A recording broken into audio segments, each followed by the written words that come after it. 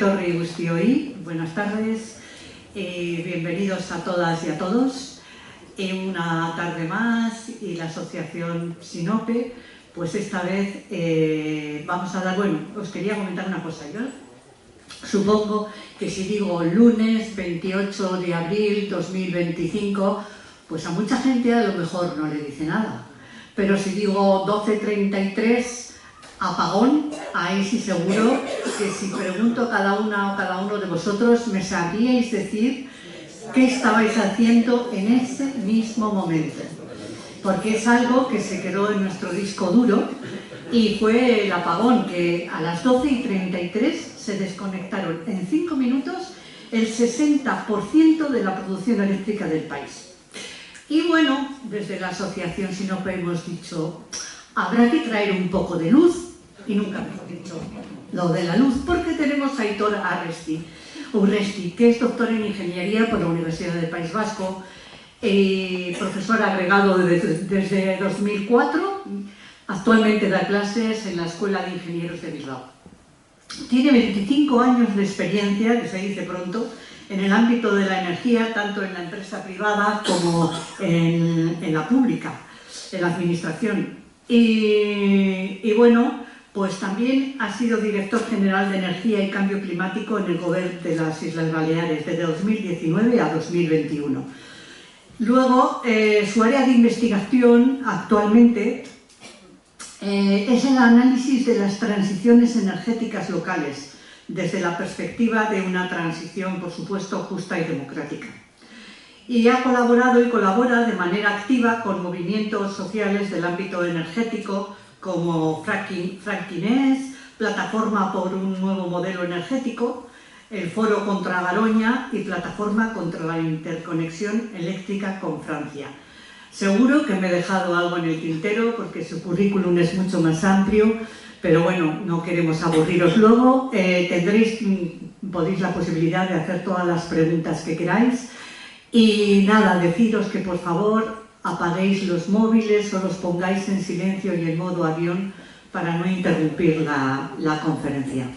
Y sin más, y con un gran aplauso, damos la bienvenida a Aitor Urresti.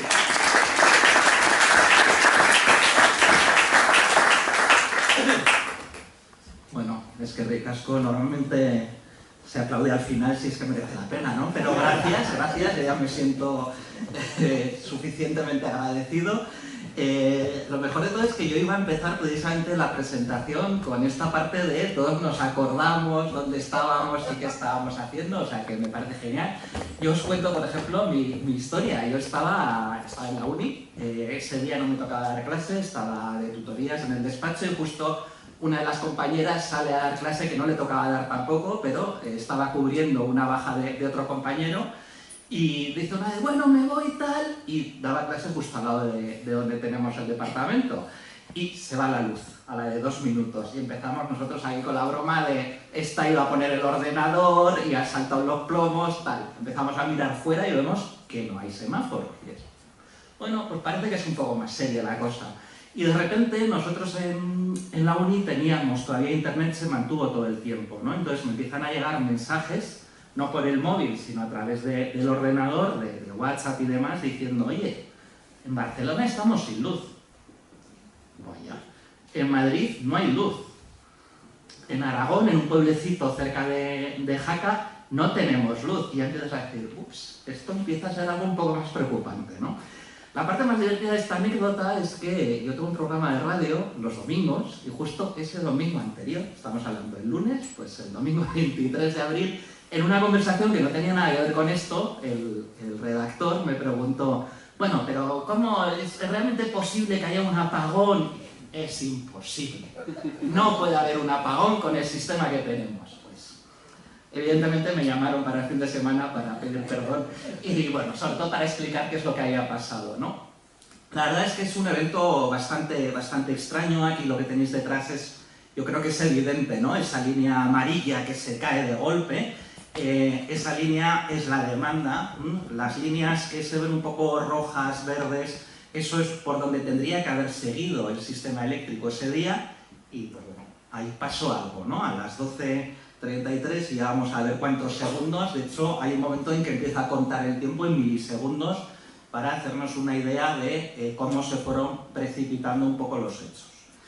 Bien, ¿qué es lo que sabemos? Lo que sabemos para empezar es que este tipo de apagón fue un apagón absolutamente inusual. Normalmente cuando tenemos apagones suelen ser, puede haber algún apagón que escale hasta un territorio y un terreno bastante más grande, que puede ser un país o puede ser una comunidad autónoma o algo así, pero normalmente pueden pasar dos tipos de cosas, ¿vale? Por un lado, pérdida de generación, alguna central ha tenido un problema, se desconecta de golpe, suele haber algo en reserva para poder entrar, pero normalmente esa reserva no es una reserva infinita, las centrales eléctricas no se encienden como encendemos la luz cuando llegamos a casa, muchas de ellas necesitan un tiempo bastante largo para ponerse en marcha, entonces siempre hay algunas que están en reserva, pero si hemos empezado a tener un problema y se nos van desconectando centrales, llega un momento en que la reserva se nos agota. Entonces, en ese tipo de apagones, lo que suele suceder es que, digamos, como hay poca energía en el sistema, pues cae la tensión, eso de los voltios, los 220 voltios, 240 que tenemos de tensión en casa, van bajando y también la frecuencia, que es la velocidad a la que va girando la electricidad, también va bajando, ¿no? Este es un tipo de apagón bastante conocido. A nivel peninsular no es tan conocido, pero sí que en las islas, por ejemplo, son apagones locales muy habituales, porque estamos hablando de sistemas muy pequeños, donde la capacidad de tener una reserva es bastante limitada, ¿no? Entonces, es un apagón bastante habitual en las islas. Hay otro que es por pérdida de demanda, ¿vale? Nosotros estamos conectados a unos centros de transformación. Lo más habitual en este tipo de apagones es que en una zona, lo más normal es el transformador se quema y nos quedamos sin la posibilidad de recibir electricidad, ¿vale? Esos suelen ser apagones muy locales, muy pequeños, no suelen tener una incidencia muy grande, pero a nivel local y a nivel micro lo que se detecta es que aumenta la tensión y aumenta la frecuencia, ¿no? Esto de aumentar y disminuir es para que entendáis algo de lo que pasó, que fue bastante extraño en este caso. Bien, vamos a ir a la secuencia de hechos, y ahora sí que necesito las gafas, porque hay... Bueno, se medio ve, pero yo aquí ya, pues uno tiene ya unos años y se va notando, ¿no? Bueno, esta secuencia está sacada de un informe, el informe que ha realizado, digamos, la Asociación de Operadores de la Red de Transporte Europea, ¿no? Donde está, que es una de las partes que se ha criticado, esta red eléctrica, pero la verdad es que es un informe muy, muy técnico, muy detallado, y a mí, desde luego, después de haberlo analizado, me merece toda la objetividad del mundo. Sobre todo lo que tiene son un montón de datos, y los datos sí que no son discutibles. Entonces, a nivel de datos, lo que tenemos es una primera oscilación entre las 12:02 y las 12:08, que se localiza en el entorno del sudeste de la península, sobre todo, digamos, Extremadura y Andalucía, en esa zona. Está pasando algo, no se sabe muy bien qué está pasando, pero estamos viendo que la frecuencia y la tensión están dando botes. Entonces, se sube la frecuencia, pues suele estar en 50 hercios, son 50 vueltas por segundo, por eso luego cada vuelta pues son milisegundos, y eso es lo que luego vamos a ver, ¿vale? Pero bueno, pues está cambiando continuamente. Esto a veces nosotros lo podemos notar, dependiendo del tipo de luz que tengamos, pues que las bombillas pues parpadean un poco más, un poco menos, este tipo de cosas así un poco extrañas, ¿no? Bueno, es algo que más o menos se reacciona y se recupera el sistema y parece que no pasa nada. Ahí nos quedamos. Es verdad que ya hay una primera configuración de la red que hace que, bueno, pues la cosa quede un poquito inestable, pero se va recuperando poco a poco. ¿Por qué no vuelve a pasar nada hasta 11 minutos después? ¿Vale? Aquí la respuesta de red eléctrica o en general de la red de transporte para muchas cosas es bastante rápida. Entonces, bueno, se va reajustando, pero a las 12:19, ya os digo, 11 minutos después, vuelven a aparecer unas oscilaciones nuevas, que así como las anteriores también se habían notado en toda Europa, pero estaba muy claro cuál era el origen. Estas nuevas todavía no se sabe, después de un año después y de haber analizado datos de toda la red eléctrica europea, no se sabe muy bien de dónde surgen. Son unas fluctuaciones que están ocurriendo en toda la red europea. ¿Vale? Aquí, de nuevo, se tienen que tomar una serie de medidas, redirigir la corriente en lugar por esta línea, por estos cables va por esta, activo este sistema de reserva, activo no sé qué, pero ya se queda la red un poco en una situación un poco inestable y además estamos ya en un nivel de tensión relativamente alto. Todavía estamos dentro de los límites, no hay un riesgo, pero sí que es de esto de, pues ya sabéis, ¿no? Vais andando, tenéis un primer traspiés, tenéis el segundo y en el segundo empezáis a correr hacia adelante, ¿no? Pues esto es lo que le había pasado a la red. Entonces estaba una vez, estoy corriendo hacia adelante y voy a ver dónde me freno. Pues bueno, el problema es que no se frenó. 10 minutos después, 12:32. Aquí lo que aparece es la pérdida de varias centrales renovables distribuidas. Además, en prácticamente, si cogemos el cuarto de lo que es de Madrid hacia Portugal, pero desde la altura de Madrid, lo que es hacia el sur y hacia el oeste, todo ese cuarto empieza a haber desconexiones de centrales que no se tendrían que haber desconectado, ¿vale? Porque no estábamos dentro de, o sea, fuera de los límites no estábamos en límite de riesgo, pero sí que es verdad que posiblemente podía haber alguna microfluctuación que no estábamos notando y que ahí sí que pues hay un mini pico de tensión que hace que esa central se desconecta otra. De momento no estamos en una situación de riesgo porque son centrales pequeñas, entonces el sistema es capaz de dar una respuesta suficiente, ahí no está pasando nada. Y sucede una cosa también muy extraña, que al mismo tiempo en que se nos están desconectando centrales de generación, es decir, deberíamos tener menos generación eléctrica, menos energía en la red, aumenta la demanda en la red. Es decir, es como que de repente alguien enchufa 300 megavatios, que no sé si os habéis hecho una idea de cuántos son, pero son 300.000 kilovatios, lo que consumimos en casa normalmente como mucho son 3 kilovatios, ¿vale? Entonces, estamos hablando de que de golpe desaparece. Este informe dice que es posible que junto a esas desconexiones que está habiendo en ciertas centrales también se están desconectando sistemas de autoconsumo, los paneles fotovoltaicos que podemos tener en los tejados de las casas. ¿Vale? Entonces, claro, si tú hasta ese momento era un día soleado, entonces se estaba produciendo bastante de fotovoltaica, si eso de repente desaparece que tú estabas consumiendo, empiezas a consumir de la red. Entonces la red de repente detecta que por un lado tiene menos energía, por otro lado tengo más demanda y ahí, curiosamente, pues no sabemos qué es, pero sí que parece que por aquí hay una de las cosas, ¿no? Y esto, para que os hagáis una idea de la dimensión del problema, en estos momentos tenemos 9 gigavatios de autoconsumo, es decir, 9 gigavatios en paneles fotovoltaicos en cubierta. 9 gigavatios son 9 reactores nucleares. En estos momentos en funcionamiento hay 7, es decir, hay más generación de electricidad con los paneles que hay en los tejados que con las centrales nucleares en España. Y el problema es que estos sistemas no los gestiona Red Eléctrica, los gestionan, en nuestro caso, Iberdrola. Y Red Eléctrica no los ve, no tiene datos. Entonces, una de las cosas que se ha tomado como medida a partir de ahora es que haya un intercambio importante, porque ya es una potencia suficiente como para que Red Eléctrica por lo menos no lo gestione, pero sí que sepa qué es lo que está pasando, ¿no? Entonces, bueno, ya veis que hemos pasado de 12.22 ahora a 12.32.00, 12.32.57, ¿vale? Vamos ya midiendo el tiempo en milisegundos. Este proceso de desconexión de centrales, y parece que también se caen los autoconsumos, no llega a durar un segundo. Pasamos al siguiente medio segundo, porque pasamos del 57 al 33.18, y aquí empieza a haber un montón de desconexiones en la zona sur de la península. Empiezan ya a caerse centrales de generación ya de potencias más grandes. En este caso, además, la desconexión está siendo, curiosamente, por sobretensión. No sé si os acordáis de lo que he dicho antes, cuando se desconecta una central, lo normal es que baje la tensión. Aquí no, aquí estaban desapareciendo las centrales y estaba aumentando la tensión. ¿Vale? Esto es algo que no se había detectado, o sea, nunca había pasado hasta ahora a este nivel, ¿no? Entonces, es uno de los grandes temas que ha estado mirando esta asociación, ¿no? ¿Qué es lo que está pasando? Y al mismo tiempo que aumenta la tensión, también aumenta la frecuencia en la red, lo cual ya es muy loco. O sea, tengo menos energía en teoría en la red porque hay menos centrales generando electricidad y sin embargo tengo mucha más tensión. La tensión, por decirlo así, es la fuerza con la que estamos empujando la electricidad.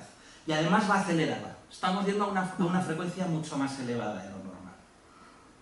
De nuevo, o sea, desde que ha empezado hay 32, no ha pasado todavía minuto y medio, y yo me imagino, pues tiene una zona de gestión, que es una sala que será un poco de este tamaño, ya me la imagino, todo el mundo enloquecido.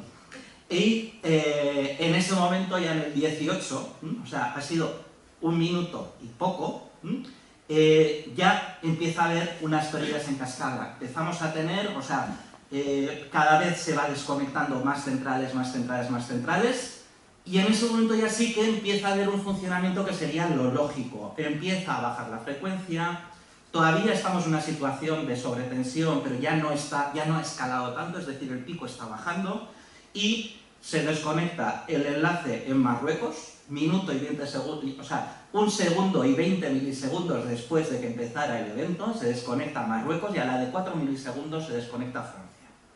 ¿Vale? Y ahí ya nos vamos a cero. A esto le llamamos cero en los que hablamos de los que trabajamos en estas cosas. Hemos llegado a un cero, ¿vale? No tenemos nada, cero. Esto es lo que sucede.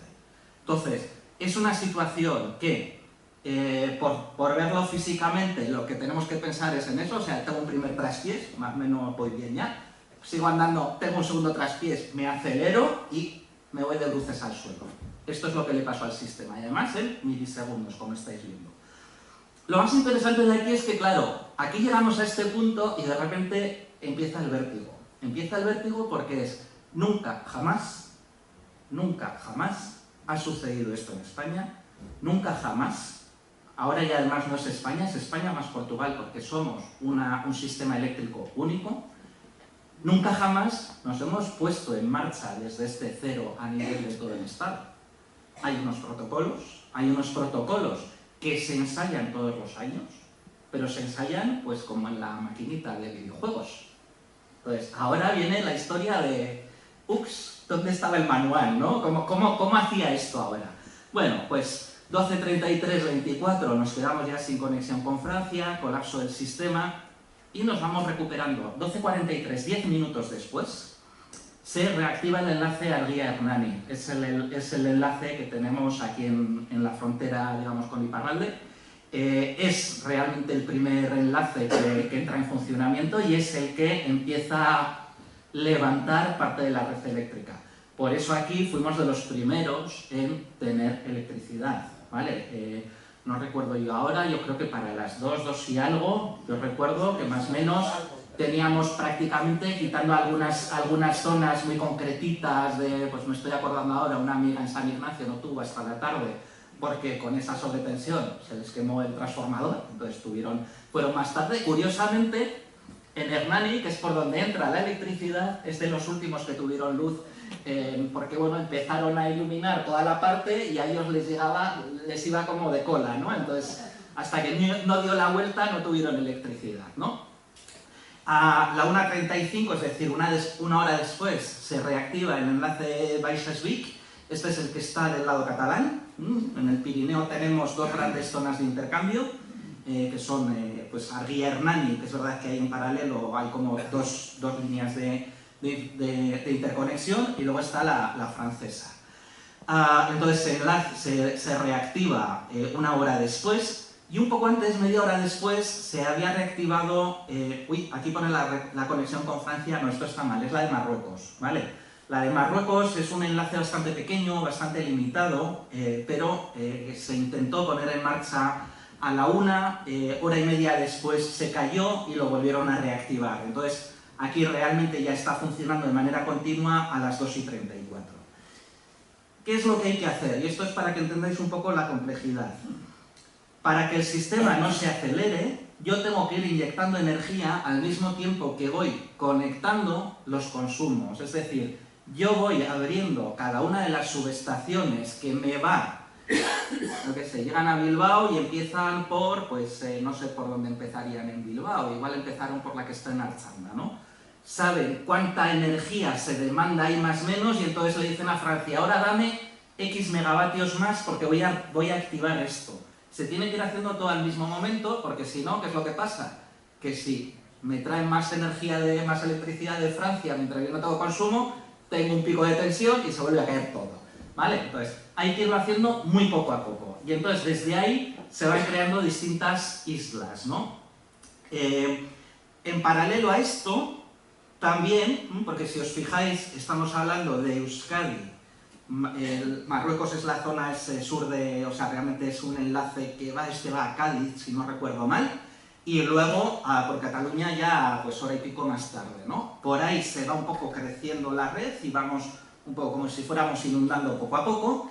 Y también tenemos otra posibilidad, que son utilizar unas centrales muy especiales, centrales autónomas que llamamos, que están diseñadas para esto.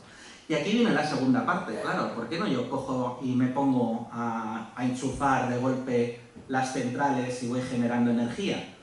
Porque para que las centrales funcionen, la mayoría de ellas son un poco, digamos así, tontas, ¿sí? Y no saben a qué velocidad tienen que girar. Entonces, lo que hacen es mirar a qué velocidad está girando la red y lo imitan. Entonces, si la red no tiene energía, no puedo activarla. Esta es la primera. Y hay una segunda parte, que es que hay muchas tecnologías de centrales que no pueden funcionar a cualquier potencia. Yo no puedo coger y encender, como enciendo el coche, ¿no? Enciendo el coche, voy acelerando poco a poco. No. Hay algunas que de partida tienen que empezar a dar, por ejemplo, el 30% de su potencia. Entre el 30 y el 100%. Hay otras que necesitan el 50%. Hay incluso algunas que necesitan el 70%. Aquí tenemos a las nucleares, por ejemplo. Las nucleares por debajo del 70%, las nucleares que tenemos en la península por debajo del 70% no pueden funcionar. Tienen que entrar ya de golpe dando el 70% de la energía. ¿Qué centrales pueden entrar desde cero y además no necesitan saber qué frecuencia tenemos en la red? Algunas hidroeléctricas. Sobre todo todas las que están en la cuenca del Tajo y la cuenca del Duero en la frontera con Portugal. Estas son centrales que son centrales autónomas y entonces esas también se utilizaron para empezar a arrancar la red ahí.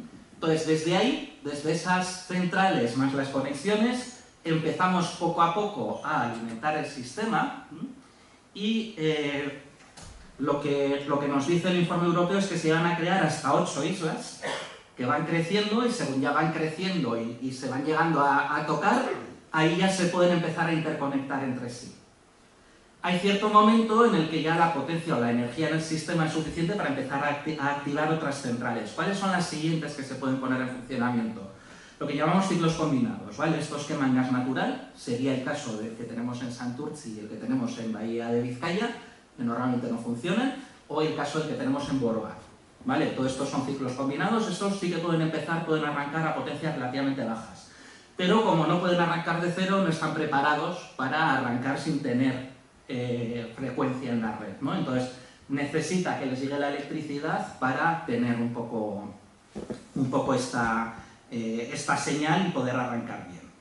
Entonces esas van, digamos que empieza hidráulica, luego pasamos a lo que son ciclos combinados. También se empiezan a activar sistemas de energías renovables, porque estos sí que pueden regular desde prácticamente cero, pueden arrancar de parados, pero necesitan tener la frecuencia de la red. Entonces hasta que no la tienen, pero en cuantas llegan, ahí sí que se pueden enlazar.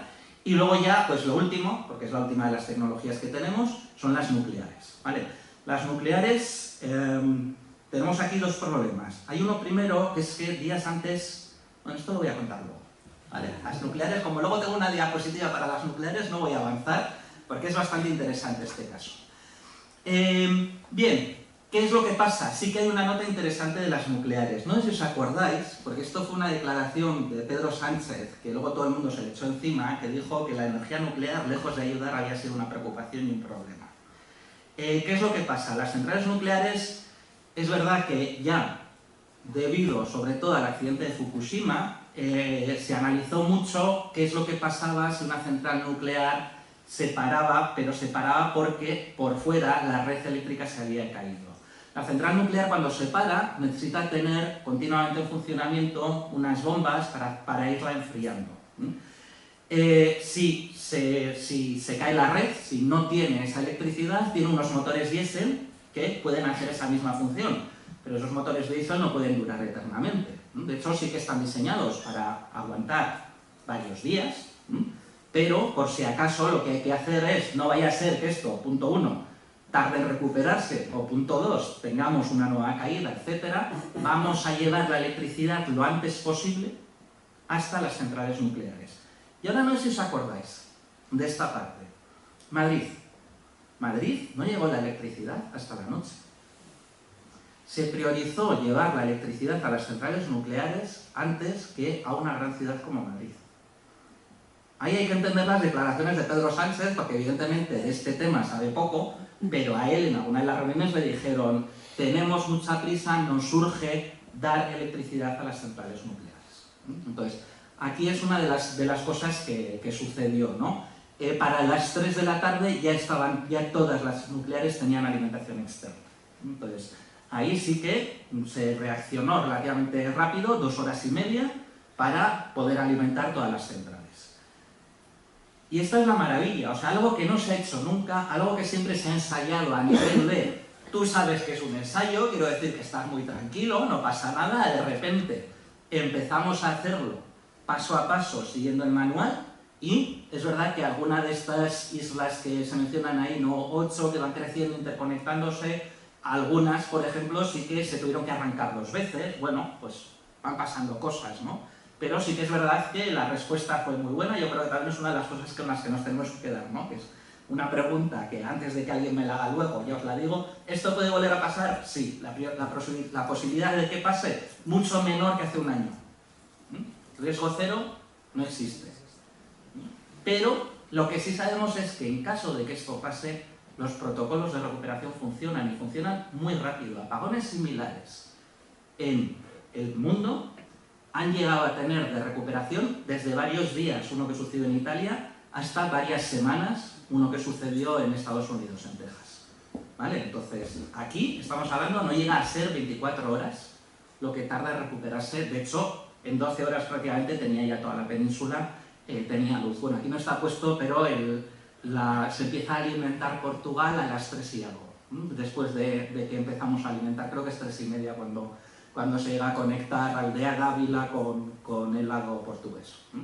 Pero, bueno, por ahí yo creo que también tenemos esta tranquilidad, ¿no? De si pasa, no tenemos que estar pensando ya en una película apocalíptica de cómo voy a vivir los próximos 3 meses sin poder calentar la cocina ni en la vitrocerámica ni en el microondas, ¿no? Pues tenemos esta tranquilidad.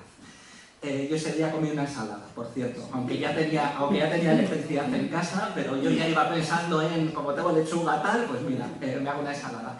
Las causas, ¿qué es lo que nos dice el PSOE de las causas del apagón? Bueno, combinación de muchos factores interactuando, esto es lo primero. O sea, aquí no ha habido una cosa en la que ha pasado esto y luego esto y luego esto, como cascada, sino que al mismo tiempo estaban pasando muchas cosas en todo el territorio y nos enfrentamos a una situación que no era la habitual ante este tipo de problemas, porque lo normal hubiera sido que bajara la tensión y que por lo tanto esas desconexiones que estábamos teniendo no sucedieran. Entonces, hay oscilaciones, hay huecos de tensión. En las oscilaciones, por cierto, hay una hora antes, a las 11, hay otra oscilación que tiene relación con un reajuste de energía en Francia. Pasa una hora, luego posiblemente no esté relacionado, pero es verdad que esto es un tema que yo en su día lo estuve mirando y el informe también lo recoge, pero no pone una causa-efecto, o sea, solo menciona y hace un análisis de eso que sucedió una hora antes, pero no le da mucho más, ¿no? Huecos de tensión es que tienes zonas donde de repente no tienes tensión porque se ha desconectado algo. Control de potencia reactiva, esta es una de las partes importantes. Diferencias en la regulación de tensión. Reducciones súbitas de energía, desconexión de generadores, y de hecho podría seguir, aunque estos son los que cita de manera explícita el informe del PSOE, que es eso que pongo arriba, ¿no? Esta es esta asociación europea de gestores de la red de transporte. Todo esto que sucede al mismo tiempo, porque además no está realmente interrelacionado, porque ni geográficamente ni temporalmente existe una correlación muy clara entre, sobre todo, los eventos iniciales, entonces no lo sabemos muy bien. Pues bueno, todo esto provoca un aumento súbito de la tensión, que esto sí que, toda esta parte inicial provoca el aumento de tensión y hace ya sí que se empiecen a desconectar el resto. Es decir, aquí ya sí que empezamos a saber, a partir de este punto, que estaríamos hablando de, volviendo aquí, las 12:32, ¿vale? A partir de las 12:32:57, a partir de ahí es donde ya tenemos muy claro, efectivamente, con esto empieza toda la desconexión, ¿no? Y todo esto al final deriva en un apagón en España y Portugal, y no sé si lo veis ahí, también Iparralde se nos quedó un poquito sin luz, pero es verdad que ahí fue una cosa de minutos, porque se quedó ahí, se cortó muy rápido, no se extendió al resto de Francia, y entonces rápidamente desde la propia red eléctrica francesa eso se recupera muy rápido y ahí no tenéis que tener una precaución de equilibrar generación y consumo y tal, porque ahí directamente el tamaño de lo que se te ha quedado sin luz es tan pequeño que directamente lo asume, ¿no? No hace falta hacer una operación especial. Entonces, esta es la primera. Y aquí viene ahora el redoble de tambores. Vamos a ver si os puedo explicar una cosa que para mí es una de las claves de lo que sucedió. ¿Hay algún eléctrico, eléctrica, barra, ingeniero, ingeniera en la sala? Seguro. Sí. No, es una de... ¿Os acordáis de algo que se llamaba potencia reactiva? Pues yo creo que aquí está la clave, ¿vale? Esto es una cosa muy rara que no se conoce, que de hecho es muy difícil de explicar, pero en la red eléctrica, tal y como es, que tenemos una red que está continuamente variando su frecuencia, junto con la potencia que llamamos activa, que es la que consumimos, se genera otra cosa que llamamos potencia reactiva, que hace un poco de, dependiendo de cómo sea, hay una parte, o dependiendo de dónde esté, que hace de freno, por eso reacciona, es reactiva, o hace un poco de aceleración. Es una energía que solo se genera en cierto tipo de centrales eléctricas y solo se consume en cierto tipo de sistemas. Bien. Esto, y por eso he puesto una calle llena de gente, voy a poner un ejemplo muy capitalista, tengo un centro comercial, maravilloso, he hecho el superbombo, vamos a decir, por ejemplo, que tengo el centro comercial Artea. Y entonces, solo por haber hecho el centro comercial, hay mucha gente que va a ir a comprar y hay mucha gente que va a ir a pasar el rato. Y va a ir a llenar ese centro comercial. Imaginaros la situación en la que las tiendas, el centro sí que es interesante, por ejemplo, fuera hace muy mal tiempo y es un plan, voy a pasar la tarde porque además pues hay una zona con columpios tal y para los niños no sé qué, y hay otra zona, pues aprovecho de escaparates y tal, pero nadie entra a comprar en las tiendas. Lo que tenemos es un centro abarrotado, que si no lo controlamos bien se puede abarrotar demasiado y además para lo que es mi objetivo no me sirve para nada. ¿Vale? Pues esa gente sería mi potencia reactiva. Bien, ¿qué es lo que pasa? Que según se va desconectando los sistemas, hay centrales que siguen generando, entre otras cosas, potencia reactiva y hay una parte de la red, que ahora os voy a explicar, que también genera esta potencia reactiva. Como se me están cayendo las centrales, sobre todo se me están cayendo centrales que no pueden gestionar, no pueden pasar a consumir reactiva, se me está acumulando la potencia reactiva en el sistema. ¿Y eso en qué se convierte? En que sube la tensión. ¿Vale? Yo tengo menos energía en teoría en el sistema, se está generando menos parte de lo que es activa, pero me está aumentando mucho la reactiva. Hasta aquí si me habéis entendido muy bien y si no, da lo mismo, no es tan importante. Pero esta es la clave, ¿no? De hecho, en el anterior se ponía dónde está, porque por algún lado estaba el control de la potencia, allí arriba, control de potencia reactiva. Ahí es donde está una de las claves, ¿no? Vamos a ver, ¿dónde se genera o dónde hay un problema con la reactiva? Hay ciertos elementos que consumen o que generan energía reactiva, pero también se produce en la red eléctrica, sobre todo cuando yo tengo cables muy largos. Bien, ese día, ¿qué estaba pasando en España? Lo que estaba pasando es que había poca demanda, era un día soleado, pero de abril todavía no hacía calor, por lo tanto, en lo que son domicilios y oficinas y demás, no se necesitaba ni calefacción ni aire acondicionado, era un momento de mucha luz, también pocas luces encendidas, por lo tanto una demanda baja y además había unas condiciones para las energías renovables muy buenas, porque teníamos mucho sol y también teníamos mucho viento. Entonces, si ahora analizamos cómo es el sistema, cómo esto es datos de 2024, cuánta energía esta ha sido la demanda por comunidades autónomas y esto ha sido donde se ha generado energía. Y esto de aquí es el nivel de autoabastecimiento, que sería sobre la energía que tú estás generando, cuánto estás consumiendo. Y lo que nos encontramos es con Extremadura un 650% de superávit, es decir, genera más de 6 veces la energía que consume, y nos encontramos con este 4% que es Madrid, y luego ya Euskadi y Asturias. Asturias creo que está en un 6% y Euskadi está ya estamos en un nivel, ya digamos, en negativo, ¿vale? O sea, ya estaríamos en lugar de un 4, no, perdona, estaría en un 6 y Euskadi en torno a un 8 o un 9%, no recuerdo ahora cuál era el dato exactamente, ¿vale? Pero ya ves, ¿no? ¿Qué es lo que sucede? Que Extremadura, que es donde están instaladas más sistemas, sobre todo fotovoltaicos, que son los que estaban produciendo mucho en ese momento, está mandando mucha electricidad al resto de la península. Mucha distancia, que además se está derivando inicialmente por un único enlace, que es un enlace que está dando problemas los días anteriores, ¿vale? Este no es algo... de hecho, esto que he dicho de a las 12, esa segunda oscilación, ¿no? Y se recomponen un poco las cosas y ya nos quedamos ahí como trastabillando. Una de las cosas que se hizo es, en lugar de mandar la electricidad por un único cable, mandarlo por varios, ¿vale? Para reducir un poco este problema. Bueno, pues ahí lo que estamos haciendo es generar mucha reactiva, ¿vale? Ahí es donde tenemos un problema. Entonces sí que puede que aquí haya algo, pero esto ya es, así os lo digo, una estimación mía, ¿vale? No tenemos datos reales para decir que esto sea realmente uno de los motivos principales de lo que ha sucedido. Pero sí que aquí hay un desequilibrio en el sistema eléctrico en estos momentos. Bien, hasta aquí lo que sabemos.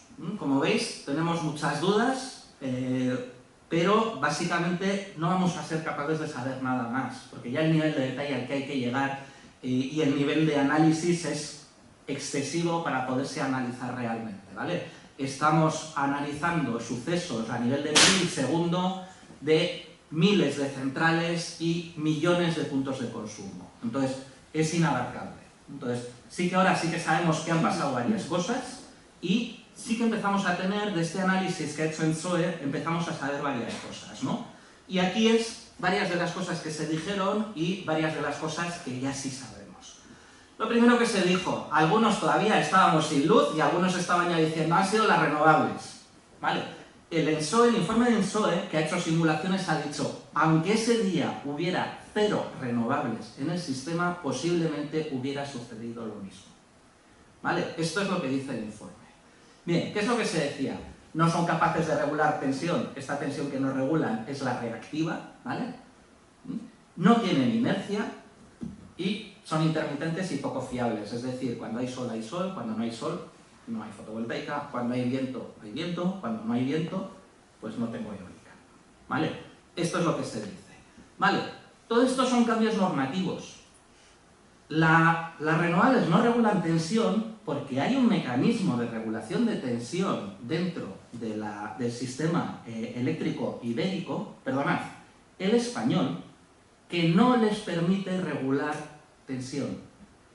Hay centrales que reciben dinero por estar en reserva para poder hacer la regulación de tensión y las energías renovables están fuera de ese mecanismo.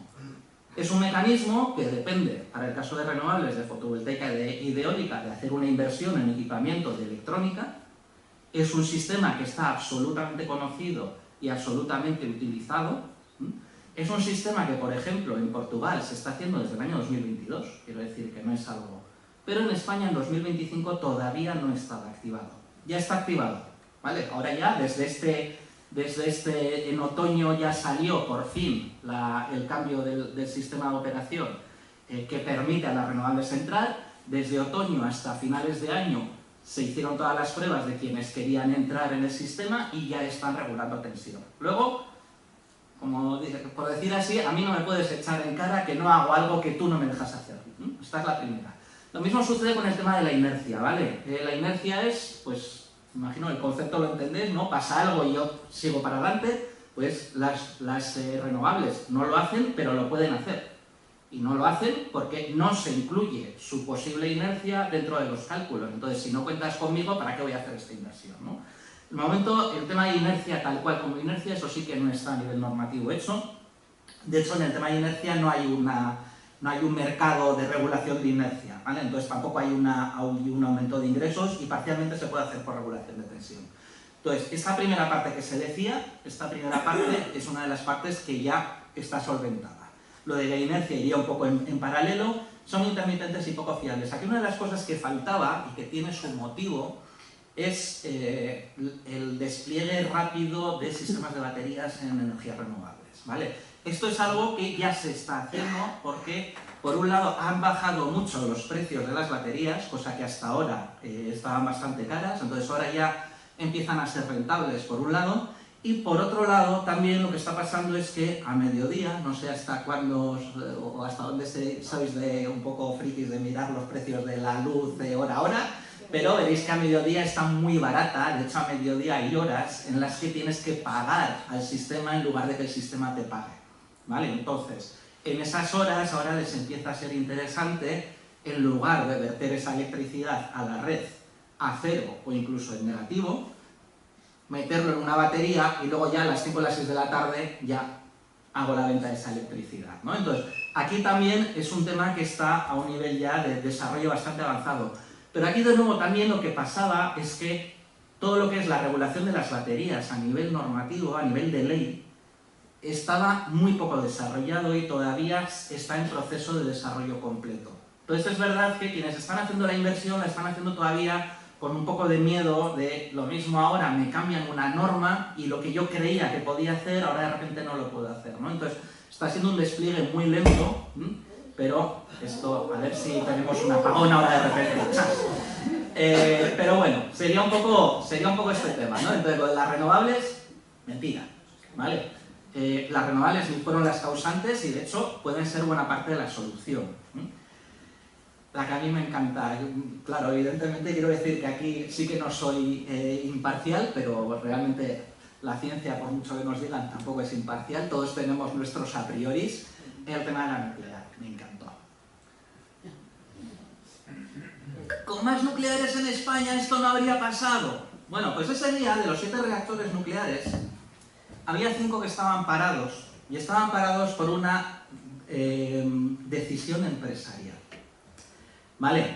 Estaba habiendo una campaña en medios especializados, hay que decirlo, no estaba llegando un poco más al público, una campaña bastante fuerte por parte de las empresas que tienen centrales nucleares para que España, el gobierno, les quitara la famosa tasa de combustible nuclear gastado, ¿vale? Que dicen que es un impuesto, que es un tasazo, pero para que lo entendáis, eso lo que hace es directamente ir a financiar el sistema de recogida y posible tratamiento de los residuos nucleares, ¿vale? Esto es como si ahora hacemos aquí todos una campaña contra el Ayuntamiento de Hecho. No me voy a entrar en si nos cobran mucho o poco con las tasas de basura, pero si empezamos a hacer una campaña diciendo no, yo la tasa de basura no, que esto es un impuestazo. No, perdona, esto es una tasa para coger nuestros residuos y tratarlos. Pues de eso estábamos hablando. Entonces, decidieron, por su cuenta y riesgo, tener solo 2 centrales nucleares abiertas. Vale. Esto es lo primero. Lo segundo, lo de que con más centrales nucleares no pasaba, también es mentira, porque las centrales nucleares es verdad que tienen mucha inercia, son como un transatlántico, o sea, tienes que empezar a pararlas con tiempo, pero también por seguridad no nos interesa someterlas a mucho estrés. Entonces las nucleares fueron de las primeras que se pararon de manera autónoma. O sea, lo primero que se hizo en el botón de apagado fue nucleares, fuera. ¿Vale? No queremos tener un problema de que haya un incendio en uno de los generadores eléctricos de una de las centrales porque se está acelerando la frecuencia, por lo que sea. Quiero decir, las paramos. Entonces, las centrales nucleares tampoco son la solución y desde luego lo que sí que no son es la solución para luego arrancar el sistema. Cada vez que se para una central nuclear de golpe, ocurre un proceso que se llama envenenamiento por xenón, que lo que hace es que se generan unos productos dentro del reactor que impiden volverlo a arrancar de media en día y medio, 2 días.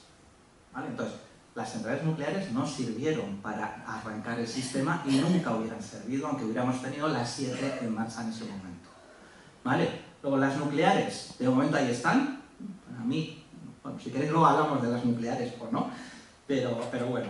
Y luego a mí me parece el momento, digamos, distópico más divertido de esto, y lo he dejado así, yo soy Johnny Ignaz.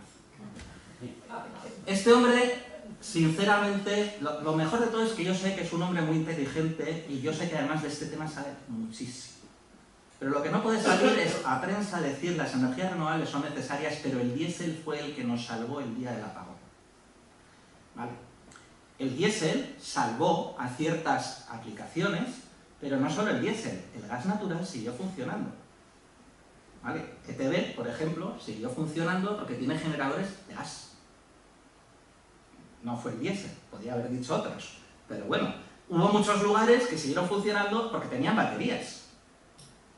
Y de hecho, los sistemas de respiración asistida y demás, yo no veo a ninguno que vaya con un motorcito diésel. Pero él en su cabeza estaba pensando en esto. Bueno, aquí los combustibles fósiles no jugaron ningún papel exactamente igual que no jugó de manera predominante ninguna de las tecnologías. Entonces, no es momento de entrar a sacar pecho de una cosa que además se te rebate muy rápido, ¿no? Entonces, pues mira, una de las cosas que sí, mira, no os he comentado, pero yo tuve un momento de medio susto el día del apagón, porque de repente empiezo a ver imágenes de Petronor. Y yo digo, oh, Dios mío, ¿qué está pasando aquí? Y de hecho salí, yo todavía el año pasado estaba entre la Escuela de Ingeniería de Guipúzcoa en Eibar, que tiene un grado en energías renovables, y también la Escuela de Bilbao, ¿no? Estaba medio camino entre las dos, pero ese día estaba en San Mamés, y salí de la escuela a mirar, y efectivamente vi las columnas de humo, y yo, ¿qué está pasando? Hasta que de repente dije, mierda, si cada vez que pasa algo en Petronor, queman todo lo que hay y salen humaradas negras, entonces es normal que haya pasado, pero con Petronor yo sí que tuve ese momento durante un segundo de a ver si está pasando algo más de lo que inicialmente pensaba, evidentemente no, vale, pero bueno, pues hasta aquí lo que sucedió, mi interpretación y demás, y yo creo que es interesante terminar esto con una mirada hacia el futuro, ¿no? ¿Qué es lo que tendríamos que tener y qué es lo que se está haciendo? Que yo creo que es interesante, ¿no? No nos hemos quedado parados. Está habiendo un montón de cambios, lo que pasa es que son todo cambios muy técnicos que a la gente realmente no le está llegando, porque pues, al final, pues si alguien nos dice que se ha cambiado el procedimiento de operación 7.4, es exactamente igual, salvo que os diga que es esto que he explicado de que las renovables entren a regular la tensión, ¿vale? Pero está habiendo muchos cambios de este estilo. Entonces, cosas que están haciendo, pues mira, el primero de arriba precisamente este, ¿no? El procedimiento de operación 7.4. Se está haciendo un impulso bastante grande a todo lo que tiene que ver con sistemas de almacenamiento eléctrico hibridados con las plantas renovables, es decir, poner baterías donde tenemos centrales de energía renovable. ¿Vale? Entonces, esto es algo que se está impulsando bastante. Electrificación de la economía. Uno de los problemas que tenemos en estos momentos es que hemos hecho un desarrollo muy rápido de energías renovables, pero no hemos hecho un cambio importante de cómo consumimos la energía, es decir, seguimos consumiendo igual. Por lo tanto, si yo tengo una caldera de gas, sigo consumiendo gas, cuando podía tener un sistema que fuera eléctrico y por lo tanto ir un poco equilibrando, ¿no? Ir eliminando combustibles fósiles, y eso es lo que todavía no estamos haciendo. Entonces, está habiendo ahora una serie de líneas de trabajo, también a nivel de subvenciones y demás, para fomentar la electrificación de la economía. El intercambio de información entre agentes, esto es básico, y esto sí que fue uno de los grandes, iba a decir, no, esto es el siguiente, pero aquí está, por ejemplo, esto que he dicho de los autoconsumos, ¿no? De toda la potencia que tenemos ahora en la fotovoltaica en las cubiertas, que Red Eléctrica tiene que tener acceso a esa información y por lo tanto ahora ya la tiene, y ya sí que puede monitorizar si de repente en una zona se están apagando de golpe un montón de autoconsumos, ya puede tener la capacidad de verlo y decir, vale, tengo que aumentar la producción y alimentar esta zona en la que se están cayendo los autoconsumos. Entonces ahí eso ya sí que lo tenemos.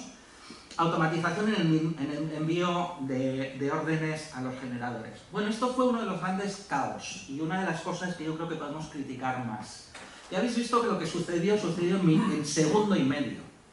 Bien, había centrales que en esos momentos todavía no tenían un sistema de recepción de órdenes por parte del gestor de la red eléctrica de manera digital, sino que eran manuales.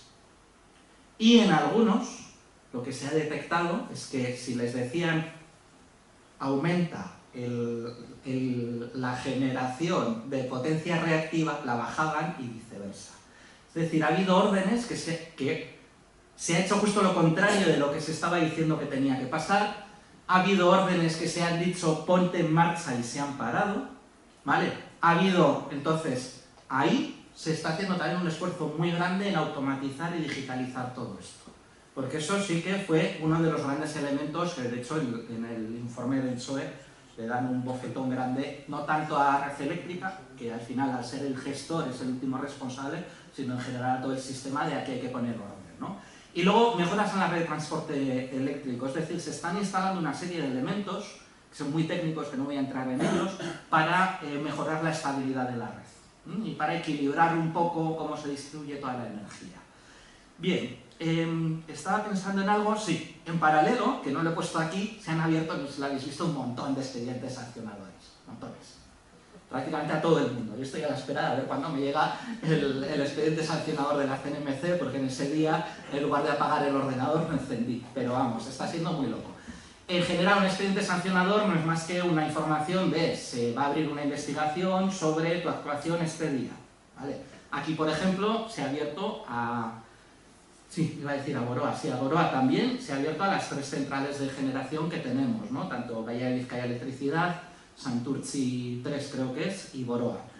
Pero ha habido 3 expedientes que todos los expedientes tienen una catalogación de grave, que es por la ley del sector eléctrico es donde caen, quitando 3 de ellos que tienen una catalogación de muy grave.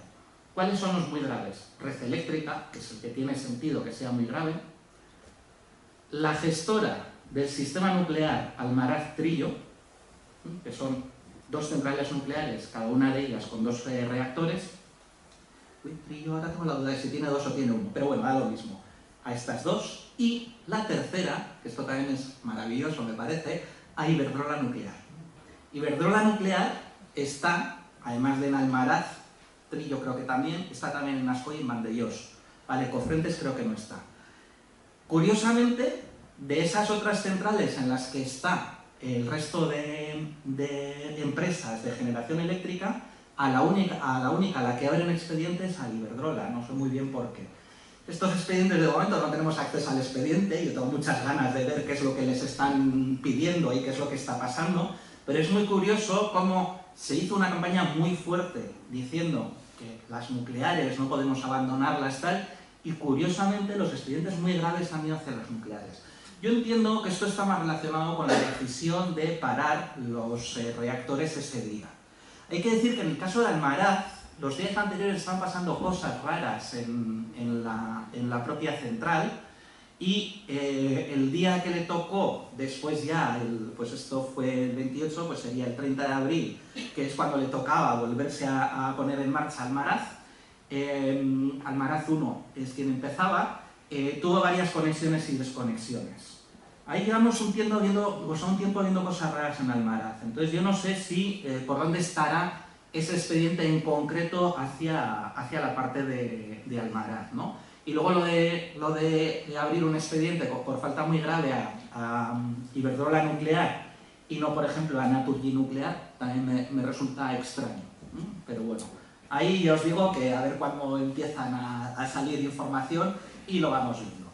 Y un poco de propuestas a futuro. Yo creo que la clave de aquí, y yo creo que es con el titular que nos tenemos que quedar, es que hasta ahora teníamos una red, un sistema eléctrico del siglo XX, ¿vale? Estaba pensado para grandes centrales de generación, más o menos bien localizadas en todo el territorio y que daban energía a ciertos núcleos y era todo como muy estable y todo muy claro. Y ahora hemos evolucionado a un sistema eléctrico del siglo XXI que además está en transición, es decir, está todavía en un proceso de cambio que va a ser un cambio abismal. Y lo que nos ha pasado es que nos ha pillado con el pie cambiado.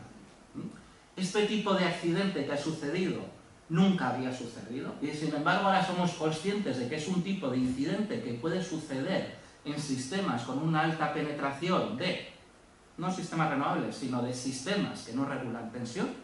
Entonces, ahí ya se ha puesto el foco y ahí se ha trabajado y ahí ya se están haciendo cosas y ha sido un aprendizaje para toda Europa, pero también hay que replantear mucho cómo está la estructura de la red eléctrica, ¿no? Por dónde van las líneas, qué es lo que tengo yo en los centros de transformación, qué elementos tengo que añadir para evitar este tipo de problemas. Entonces, ahí está habiendo un trabajo bastante interesante, bastante exhaustivo y, de hecho, Red Eléctrica está empezando la nueva planificación. Las planificaciones de Red Eléctrica son para cada 5 años y está ya iniciando todo el proceso de análisis de la nueva planificación y posiblemente veamos muchas cosas que vayan en la línea de, digamos, modernizar nuestro sistema eléctrico, ¿no? Luego una mejor, y lo pongo entre comillas y no es intencionado, es con toda la mala leche que os podéis imaginar, planificación de la transición.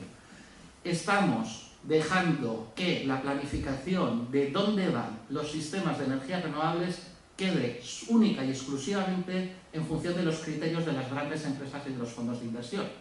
Y yo no digo que no tengan que estar, lo que digo es que igual sí tenemos que empezar a pensar, por ejemplo, qué es lo que está pasando en Madrid y por qué en Madrid no hay, cuando por terreno y por tipología de terreno y por tipología también de potencial de energías renovables, no hay nada de energías renovables, ¿vale? Podemos pensar lo de Euskadi, que esto nos da para muy largo, pero también tenemos que pensar qué es lo que nos pasa en Euskadi, ¿no? O sea, uno de los líderes mundiales en energías renovables, tenemos a una de las empresas líderes en generación de energía renovable, tenemos una de las empresas líderes en fabricación de sistemas de generación eólica, tenemos a una de las plataformas líderes en Europa en energía eólica marina y solo tenemos un 8% de energías renovables. Es decir, nos gusta mucho para sacar dinero, pero para poner las instalaciones bien fuera. Entonces ahí también yo creo que tenemos que hacer un planteamiento muy claro de qué es lo que está pasando, porque al mismo tiempo somos uno de los grandes consumidores de electricidad de toda la península. Entonces, ahí tenemos mucho que hacer. Entonces lo de mejor va con mala leche, pero es verdad que curiosamente en el último Real Decreto Ley, en el 7/2026, sí que aparece todo un tema de hacer una planificación de zonas de aceleración renovable. Yo no tengo muy claro que esa sea la mejor figura para hacer esto, pero por lo menos se está empezando a hacer eso. Luego hay que plantear, que yo creo que va ligado a lo de la red eléctrica del siglo XXI, tenemos que plantear la red como una red de redes, es decir, tenemos que plantear que a un nivel, no sé de qué tamaño, cada uno de los sistemas pueda ser autónomo, de manera que si se cae el vecino, yo no me vea arrastrado, pueda seguir funcionando. Digamos, por ejemplo, cornisa cantábrica, un sistema de red conectado con el sistema de red de la meseta norte y conectado con el sistema... Y de esta manera, si hay un problema en meseta norte, podemos desconectar meseta norte y la zona cantábrica puede seguir funcionando, ¿vale? No plantear la red como era hasta ahora, como algo que lo coge todo, sino irla troceando y permitir, porque así entre otras cosas, cuando sucede algo, es mucho más fácil recuperar solo una parte de la electricidad de toda la península que recuperarla de toda la península. Y lo último, aprovecharnos de las ventajas de las renovables. Las ventajas de las renovables sobre todo lo que tienen es que son muy distribuidas y por lo tanto podemos tener un montón de sistemas que están funcionando y que pueden ser muy recurrentes, ¿no? Podemos tener varios al mismo tiempo. El que te falle uno no supone que se te cae, yo qué sé, si se te cae un parque fotovoltaico de 50 megavatios, es muy distinto a que se te caiga una central nuclear de 1 gigavatio, ¿vale? Que son 1000 megavatios. Entonces, ahí también aprovechémonos también de un sistema más distribuido. Puede tener sus complicaciones de gestionar, pero si vamos a una red de redes, es decir, a ir parcializando o parcelando, posiblemente no sea tanto. Entonces, hasta ahí mis propuestas de futuro incluidas, y aquí estoy yo, Eskerrik asko, y no sé cómo nos organizamos ahora.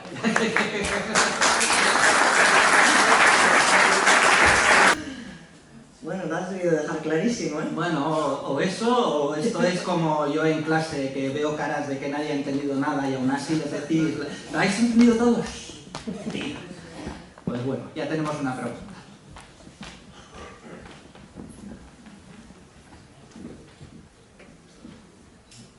Sí, a ver, esto es un tema bastante complejo, entonces igual lo que voy a exponer no lo sé, pero bueno. A las 24 horas del apagón, yo me puse en contacto con un colega mío, experto en esto, y me comentó, Javi, tú eres uno de los culpables de este apagón. Me dejó más bajo. Qué responsabilidad, ¿no? Así de golpe. Pero es que se me quedó grave. O sea, yo tengo una instalación fotovoltaica del orden de 7,5 kilómetros punta. Y me apuntó en este sentido. Me dice, yo creo que la influencia que estáis teniendo en autoconsumo está siendo muy relevante y no controlada. El problema es no controlada. porque no se os contabiliza en el equilibrio consumo-producción. Y bueno, me estuvo exponiendo, dice, el año 2025, quiero recordar el dato que me dio, entrasteis del orden de 36.000 hogares a añadir energía al sistema. 36.000 hogares que con una media de producción de 5 o 6 kilovatios te vas a, creo recordar, a 2,3 gigas, procedente única y exclusivamente de lo que tú has dicho, tejados. Y cuando te has referido a tejados, no sé si estaba refiriendo única y exclusivamente al autoconsumo de tejados o también a las plantas industriales o a las plantas que integran fotovoltaica al sistema. Entonces, bueno, mi pregunta va dirigida ahí, ¿no? ¿En qué sentido de verdad somos culpables o no somos culpables? Aunque creo que lo has aclarado, ¿no? Sí, el tema sí, de la regulación ahora está contabilizando el control de la tensión, ¿no? Sí. Pero separo en dos partes. Control de la tensión, ¿qué? ¿Del autoconsumo doméstico o de las plantas de producción? Porque claro, el autoconsumo doméstico parece que es poco, pero si estamos hablando de 2,3 o 2,4 gigas de incremento en el año 2025, ya le deja de ser poco. Esa es la duda. Bien, pues varias cosas. Efectivamente, aquí hay uno de los problemas que he comentado. Ya os he dicho, o sea, en estos momentos hay más de... Ahora mismo nos estamos acercando ya a los 10 gigavatios de potencia en tejados. Cuando digo en tejados, ¿vale? Autoconsumos pequeños. Es verdad que hay alguno que es industrial, pero básicamente los industriales, dependiendo del tamaño, tienen otra configuración. Básicamente lo que estamos hablando son de sistemas que están conectados a la red de distribución, es decir, en nuestro caso a Iberdrola, ¿vale? No estamos conectados a lo que son las subestaciones de Red Eléctrica Española. Ahí en Red Eléctrica entran ya las plantas de tamaño de 1 megavatio para arriba. ¿Verdad que con 1 megavatio y 2 todavía podrían ir algunas en lugar de transporte a distribución? Pero bueno, ya estamos hablando, plantas industriales no son un problema porque en general están todas bien monitorizadas y demás. El problema, entre comillas, lo tenemos con los autoconsumos pequeños, como el tuyo. En estos autoconsumos lo que ha pasado, y me imagino que igual hasta cierto de dónde viene el tuyo, ha habido unas ayudas europeas bastante importantes dentro del plan de recuperación del PRPR, del programa Next Generation, por entendernos así un poco más de manera más sencilla, que ha habido un montón de ayudas y ha habido un montón de gente que ha instalado nuevas plantas. Aquí el problema es que estas, realmente por su tamaño, no tiene ningún sentido que hagan regulación de tensión, ¿vale? Porque supone una sobreinversión que no merece ese esfuerzo. Pero lo que estaba pasando hasta ahora es que estas que tenemos en los tejados, Red Eléctrica Española no sabía qué estaba pasando ahí. Entonces lo que detectaba era que de repente en una zona, pues yo qué sé, porque ha venido una tormenta que no esperábamos y de repente en toda una zona ve que aumenta la demanda de golpe sin ningún sentido. ¿Qué es lo que ha pasado en esa zona? Que ha venido una tormenta, ha desaparecido la radiación solar y por lo tanto de golpe los que estaban cogiendo energía de sus paneles pasan a coger energía de la red. Bueno, esto es una de las cosas que se ha corregido. Y luego las plantas industriales, las que ya son de tamaño de megavatio para arriba, estas son las que ahora ya sí que pueden entrar a hacer control de tensión y son quienes están entrando a hacer control de tensión. ¿Vale? Entonces, es un poco eso. O sea, al final es un tema que hay que modificar un poco tus equipos. Tienes que tener, como sabes del tema, entiendo, un inversor que te permita regular el factor de potencia que llamamos, que te permite hacer esa regulación y te lo permite hacer de manera, digamos, dinámica. Es decir, según lo que te pide Red Eléctrica, lo puedes hacer bien aumentando, disminuyendo, yendo a la parte negativa. Quiero decir que hay varias opciones. Ahí es donde entramos. Entonces, claro, al mismo tiempo que todo esto, decir que en un momento en el que se detectan que en ese momento estarían posiblemente, no tengo por qué decir posiblemente, vamos a ver. Teníamos en el sistema en ese momento un consumo en torno a 25 gigavatios. Que porque había 25 gigavatios, 0,3, que parece que es lo que se ha detectado que se cae de autoconsumo, sea el culpable de toda la cascada de lo que ha pasado, pues tampoco. Quiero decir que ahí también pongamos las cosas en su nivel, ¿no? Si de golpe hubieran desaparecido esos 25 En aquel momento estaríamos ligeramente por debajo de 9 gigavatios, ahí sí que es algo importante. Y podía haber sucedido. ¿Vale? Entonces, evidentemente, ahí lo que faltaba era que Red Eléctrica empezara a tener visión sobre lo que está pasando y eso ya está activado desde el año pasado. Así que ahí ya podemos tener un poco más de tranquilidad. Ahora saldrán. ¿Tendrías alguna explicación de cuál es el conflicto detrás de esto del apagón y la interconexión de Gatica con el... Digo porque, por batador para adelante, porque esa historia no se ha podido realizar, por ejemplo, en el actual espacio donde está la central nuclear, que se va a hacer ahora para otra cosa. Bueno, sé mucho del tema, ¿eh? Vamos a ver. La interconexión con Francia a través de Gatica está la obra empezada, ¿no? La obra está empezada, es un obrón. No sé si está reactivada porque han tenido varios problemas de, pues, como diría yo, si sabes que tienes todo el pueblo mirando lo que estás haciendo, pues no metas la pata. Entonces han tenido varios derrames de bentonita y tal, que es verdad que no es un material tóxico, pero sí que genera un impacto, y entonces le paralizaron la obra. No sé si la tienen reactivada, ahí es donde ya no sé.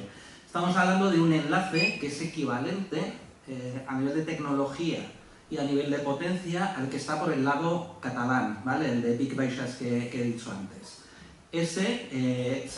Son equivalentes, son sistemas que funcionan en corriente continua, que tienen, en este caso no han dicho todavía si va a tener emulación, bueno, un sistema de operación especial que tiene el catalán, no lo sabemos muy claro. La única diferencia es que va a recorrer, en lugar de ir por tierra, va por mar. No voy a entrar porque podríamos hablar mucho de afecciones y demás. En este caso, exactamente igual que el enlace de Big Baixas no solucionó el problema. De hecho, una de las operativas que tuvo que hacer, que también dejó el sistema en una situación un poco inestable, fue un cambio de operativa en el enlace de Cataluña. De hecho, se desconectó antes que el de Arria-Hernani. Aquí hubiera pasado lo mismo. Es un enlace que realmente va en corriente continua, no tiene información, no tiene dato de frecuencia, por lo tanto no nos hubiera servido como un sistema de inercia, que es lo que hubiéramos necesitado en ese momento posiblemente. Entonces, no está claro que haber tenido este enlace ya en funcionamiento nos hubiera solucionado nada, y desde luego lo que no solucionaba tampoco es el arranque. No podemos arrancar a través de ese enlace. Entonces, de hecho, si os acordáis, el enlace con Francia se reactiva una hora después del enlace, o sea, el enlace de Cataluña, una hora después del enlace de Hernani. Entonces, ahí tiene su problemática. Eso hasta ahí, ¿vale? Entonces, es un enlace, tanto el catalán como el de Gatica, son enlaces cuya lógica no es aportar estabilidad al sistema, sino mejorar la capacidad de intercambio de electricidad. Entonces, es un poco distinto, y ahí habrá que ver los nuevos enlaces que se están proyectando, tanto por Navarra como por Aragón, con qué tecnologías son y si nos pueden servir o no para esto. Sí, buenas tardes. Bueno, yo no voy a hablar de milisegundos y esas cosas porque me pierdo totalmente, pero hay un tema que no me ha quedado claro. ¿Cuál es el problema que has comentado en Euskadi? Si somos deficientes y tenemos esas posibilidades, esas cualidades, tal como has comentado, ¿cómo tenemos solo, no sé si has dicho, el 8% en renovables? O sea, ¿cómo no se le da una salida a eso? ¿Cómo tenemos ese problema ahí? Gracias. Esta pregunta es filosófica incluso, ¿eh? Y es un tema sobre el que llevamos, y ya a estas edades mías, yo puedo decir décadas, dando vueltas a qué es lo que está pasando, ¿vale? Aquí, y esto ya sí que es una lectura muy personal mía, quiero decir que si hablas con el ente vasco de energía o hablas con empresas, igual la lectura es distinta. Mi lectura es que, por un lado, aquí nos ha pasado como sociedad durante mucho tiempo una cosa muy curiosa. Yo empecé a trabajar en energías renovables allá por el año 2000-2001 en empresa privada. Y yo recuerdo cuando iba la gente a decirle, no, bueno, una instalación de energía solar aquí. Pero aquí está lloviendo todo el día. Entonces, Para empezar, con la energía solar siempre hemos tenido como esta historia de aquí esto no sirve para nosotros, tenemos un 20% más de radiación media que la que tiene, por ejemplo, Berlín, y Alemania es una de las grandes potencias de energía solar europea, pero aunque dijeras esto, inicialmente, digamos, durante esa década del 2000 al 2010, nos costó mucho ser conscientes de ello. Entonces, sí que hubo una apuesta muy clara en ese momento por la energía eólica, y claro, la energía eólica tiene una serie de beneficios, por ejemplo, es capaz de producir por unidad de máquina, digamos, más energía que la fotovoltaica, es más estable, también puede producir durante la noche, pero es verdad que tiene una serie de impactos ambientales que no podemos dejar de lado. Estamos en un territorio de paso de aves y esto también hace que ciertos corredores haya que respetar y también podemos entender que hay una contestación social bastante grande contra la energía eólica. La apuesta del gobierno vasco durante muchos años, y esto además es algo que como yo ahora ya desde la universidad, pero también en otros momentos desde distintos agentes y demás, he tenido mucho debate, tanto con el gobierno vasco como con el ente vasco de energía, siempre era una de es que los ecologistas estáis siempre en contra de las renovables. Y es no, lo que estamos en contra es de ciertas propuestas, ¿no? Y digamos que la propuesta que estuvo haciendo el gobierno vasco desde el año 2000 hasta el año 2020, podemos decir, o sea, hasta prepandemia, básicamente era grandes sistemas de generación de energía eólica. Hay una cosa muy divertida que yo llamo el extraño caso de la fotovoltaica menguante. Si cogemos todos los planes que ha ido haciendo de energías renovables, gobierno vasco, desde el año, primero no es desde el 98, el potencial de energía fotovoltaica que espera instalar, para el que además durante décadas no ha movido un dedo, bueno sí, 2005 por allí estuvo moviendo un dedo, pero fue una temporada relativamente corta. El potencial de energía renovable que se iba a instalar cada año, o sea, cada vez que se renovaba el plan, era menos. O sea, empezábamos en 700 megas, luego de repente 600, luego 500, luego 400. Es hombre, pues no sé, si para empezar hubieras hecho algo, igual tendríamos más, ¿no? Entonces lo que nos pasa es eso. Y luego lo que nos pasa también es que tenemos que ser conscientes de que estamos en un territorio que tiene un consumo de energía bastante elevado por el peso industrial, pero últimamente también por el peso del transporte. Entonces, cuando vamos a estadísticas, si tú consumes mucho y generas más bien poco, al hacer la división todavía te das mucho más abajo, ¿no? Esto también nos está pasando, de manera que, digamos, partimos en desventaja, ¿no? Lo que tenemos es, y una paradoja un poco curiosa, tenemos un territorio que tiene mucha riqueza, porque tiene una instalación, o sea, un sistema muy basado en la industria, que es capaz de generar mucho valor añadido, y hemos hecho auténticas aberraciones en las instalaciones industriales, que ahí yo creo que no ha habido un vamos a cuidar el paisaje, y al mismo tiempo lo que tenemos es una sobreprotección o una respuesta muy grande hacia las energías renovables, pero eso sí, no nos importa, y aquí estoy hablando como en general en la sociedad, no nos importa, incluso lo escuchas, bueno, pues ¿qué pasa? Que pongan las renovables en Castilla, que total, tienen mucho sitio y allí no molestan a nadie, ¿no? Claro, yo esto tuve la desvergüenza, tengo que decirlo, en una de las sesiones de participación, esto creo que era con el Plan Territorial Sectorial de Renovables, de decir, no, es que aquí no entran más renovables que las que aparecen en este plan. Y digo, muy bien, pues entonces si con este plan no somos capaces de dar el 100% de las necesidades energéticas que tenemos, igual lo que tenemos que empezar a plantear es que en lugar de externalizar nuestra generación de energía, externalizamos nuestra generación de riqueza. Es decir, estas plantas industriales igual no tienen que estar aquí porque no somos capaces de abastecerlas. Claro, esto abre un debatazo, que además, esto entre otras cosas, me enfrenta a mis amigos sindicalistas y compañeros, que por aquí hay alguno, pero es así, ¿no? Esto tenemos que ser muy conscientes de que no nos estamos haciendo responsables de ser capaces de abastecer aquello que nos está generando riqueza. Entonces, ahí tenemos un problema. Y luego también lo que tenemos es un esfuerzo muy grande por ser punteros en sistemas digamos, de futuro energético, pero parece que no somos muy punteros en el intento de instalarlos aquí. Y entonces, curiosamente, ¿no? Tenemos el BIMEP, lo que es la plataforma de eólica marina, en un territorio en el que precisamente no es el mejor para poner eólica marina. Pues porque tenemos la plataforma continental es muy corta, porque ya tiene que ser flotante, porque requiere otros desarrollos, tal, pero lo hacemos, ¿no? ¿Por qué? Pues porque somos punteros. Lo que nos falta es un poco también de plantear que igual el 100% del sistema o de la transición energética comandada por gobierno vasco, el 100% no tiene por qué ser en base a grandes sistemas de energías renovables. Y hemos perdido décadas en ese debate y en esa lucha de intentar sacar adelante grandes instalaciones y quedarnos parados, y ya quedarnos es gobierno vasco, ente vasco de energía, quedarse parados diciendo no me dejas hacer esto, no hago nada, en lugar de decir, bueno, esto no, vamos a ver si puedo ir haciendo esto, esto y esto. Entonces, ahí yo creo que estamos en ese momento, ¿no?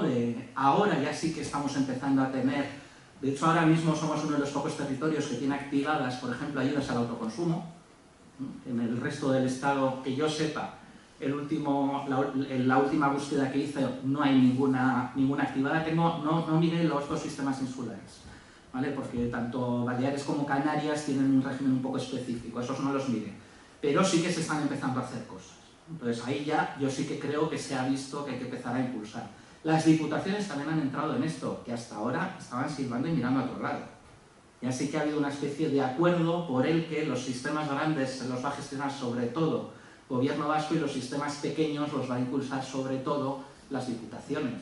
Pero esto es algo de hace, lo voy a decir, 2022. Es la primera vez que yo escucho a la Diputación de Guipúzcoa decir que ya han llegado a un acuerdo por el que ellos se van a dedicar a los sistemas de tamaño medio y pequeño. Entonces, ahí es lo que nos ha pasado. Hemos perdido prácticamente una década y en paralelo, que esto no lo podemos olvidar, en paralelo ocurrió todo el cerrazón de la introducción de nuevos sistemas de energías renovables, Real Decreto Ley 1/2012, mi queridísimo ministro señor Soria, es decir, de las primeras decisiones que toma el gobierno de Rajoy es decidir que se cierra el acceso a primas a energías renovables, pero en lugar de buscar otro acceso, estamos 5 años a la espera de un decreto cuyo primer borrador tenía la famosa prima al sol, ¿vale? Entonces ahí es donde también, si ya llegábamos tarde, nos hemos quedado estancados y ahora la recuperación ha costado. Entonces, puede ser algo coyuntural, vamos a ver. Los objetivos que se ha establecido el gobierno vasco son muy ambiciosos, yo creo que no se pueden cumplir en este plazo de tiempo que tenemos, porque esto realmente nos quedan 4 años. 4 años solo en tramitación de un parque fotovoltaico, tardas 1 año y medio, 2 años, dependiendo de dónde esté, no vamos a llegar. Pero es verdad que ya sí que parece que hay un interés real por empezar a acelerar todo esto. Ya veremos. Igual a veces soy demasiado optimista.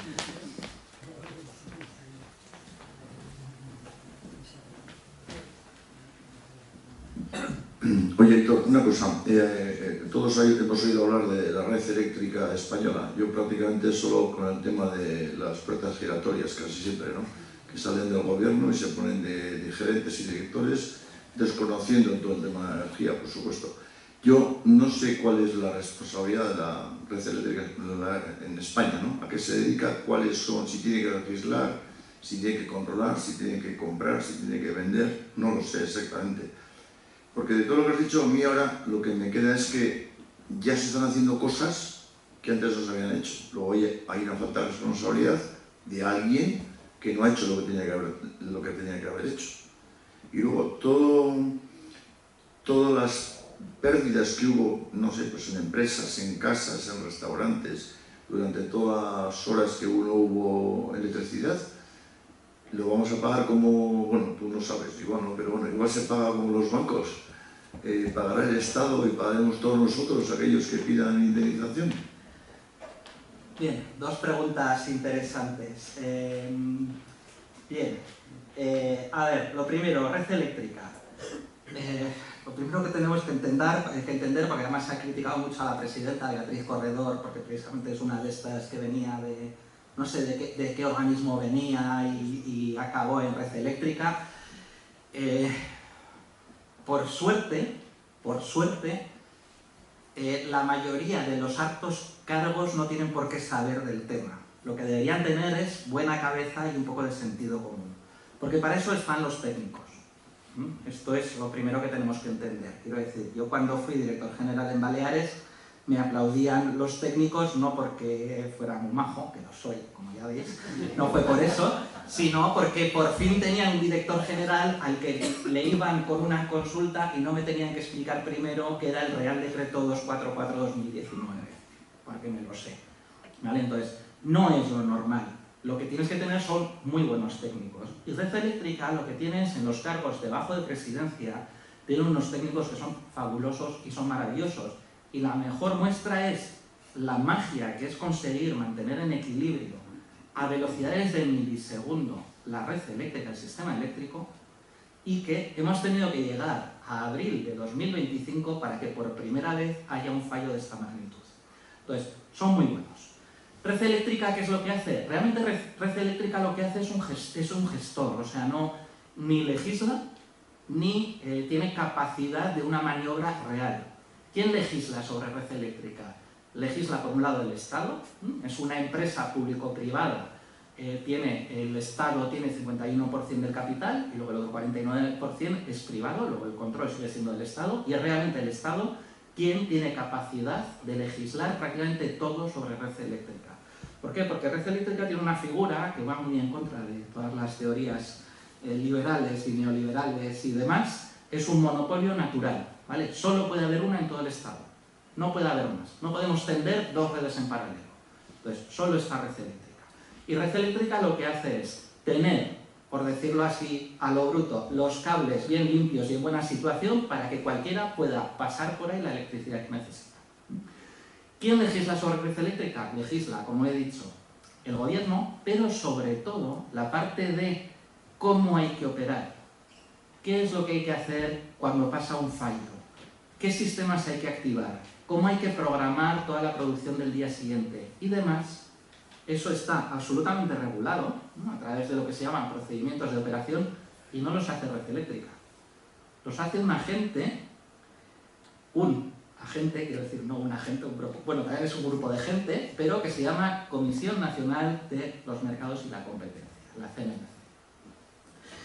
Bien, la CNMC es precisamente quien ha abierto todos los expedientes que estaba diciendo antes, incluido el muy grave para red eléctrica, pero no se ha abierto a sí mismo un expediente para analizar qué es lo que ha pasado en sus procedimientos de operación. Y quien tenía desde 2020 continuas solicitudes de cambiar la operación del control de tensión, desde 2020, metido en un cajón, y es tan evidente que estaba metido en un cajón que en pocos meses ha salido el decreto nuevo, ha sido la CNMC. Empezaron con que no es tan urgente, bueno, vamos a ir viendo, llegó el COVID, ¿vale? 2020, quiero decir. 2022 mandan una propuesta a Europa y les dicen, me parece maravilloso, pero antes de empezar a hacer algo así, pues ya sabes, ¿no? Experimentos con gaseosa. Haced una prueba piloto. Se hizo una prueba piloto, creo que fue en 2023 en Galicia y otra prueba piloto en, no recuerdo ahora qué provincia de Andalucía. Se demostró que funcionaba muy bien, que era viable, que era un procedimiento que estaba bien dictaminado y no hemos vuelto a saber nada hasta octubre, creo que ha sido, de 2025. Hasta ahí puedo decir. Entonces, claro, todos hemos mirado a Beatriz Corredor, que sinceramente, entre comillas, es una mandada, es la imagen pública de Red Eléctrica, es la presidenta, pues yo creo que digo así el nombre, como si todo el mundo supiera quién es. Yo sí sé quién es y la conozco, pero no se ha hecho, no hemos mirado en otro de los agentes que tiene mucha parte también de culpa de lo que ha sucedido. Por otro lado, las pérdidas, ¿dónde van a ir? Bueno, pues para empezar, estamos pagando a escote. La última cifra que salió justo la semana antes del 24 de abril, 666 millones de euros, lo que ha sido y lo que está siendo lo que se llama el modo de funcionamiento reforzado. Es decir, si normalmente tenemos una reserva de n-1, que quiere decir que n, sistema normal, menos 1, se nos cae, o sea, lo que se hace es calcular si a esta hora, de todos los sistemas que están funcionando en España, incluidas las interconexiones, se cae uno de ellos, yo tengo que tener en reserva para entrar de manera inmediata un sistema de igual o mayor potencia. Bien, estamos en n-1, hemos pasado a un n-2. Entonces, eso supone un sobrecoste. Los 666 millones lo estamos pagando en escote, ¿vale? Entre 50 millones de personas, pues ya veis que realmente en un año no es mucho. Pero esto es lo primero que estamos pagando en escote por esto. Pues bueno, bienvenido sea el sistema reforzado, yo creo que se han pasado un poco de frenada, igual no necesitábamos tanto, pero esto ya es una evaluación, digamos, particular y yo no tengo la responsabilidad de si vuelve a pasar algo, ¿qué pasa, no? Entonces yo puedo decir desde este, digamos, púlpito todo lo que me dé la gana. Del resto, ¿qué es lo que sucede? Que buena parte de lo que ha sucedido con el apagón se puede encajar dentro de lo que es... ahí lo diré... no me va a salir ahora, o sea, ha habido una catástrofe, entonces, si hay de repente inundaciones, pues tu seguro posiblemente no te va a cubrir, está el sistema este de compensación de seguros, ¿no? De causa mayor, no me estaba saliendo el este. Entonces, ahí es donde van a entrar buena parte de las reclamaciones, van a ir a causa mayor, muchas de ellas se van a quedar en el tintero, pero hay que pensar que estos expedientes sancionadores, cada uno de ellos son de millones de euros, posiblemente si van a término y terminan en sanciones reales, se pueda utilizar parte de ese dinero para compensar bien parte de las pérdidas o también para compensar parte del agujero que se está haciendo con el sistema reforzado en el sistema eléctrico. Entonces ahí también habrá que verlo. Pero en general, digamos, las pérdidas que yo pudiera llegar a tener, que yo sinceramente no perdí nada, no se me perdió ni la comida, ni nada, ni tuve nada, pero si hubiera tenido algo, va a ser tan pequeño que realmente ni nos merece la pena. Pero es verdad que ha habido, por ejemplo, en bares, restaurantes y en empresas, ha habido pérdidas importantes que se han reclamado y que eso va a tener una tramitación, yo creo que bastante larga, salvo que al final entre el sistema de compensación de seguros. Ahora ya es un tema que a mí se me escapa un poco de mis vatios, mis kilowatts y mis cosas. ¿Alguna pregunta más? Sí, una más.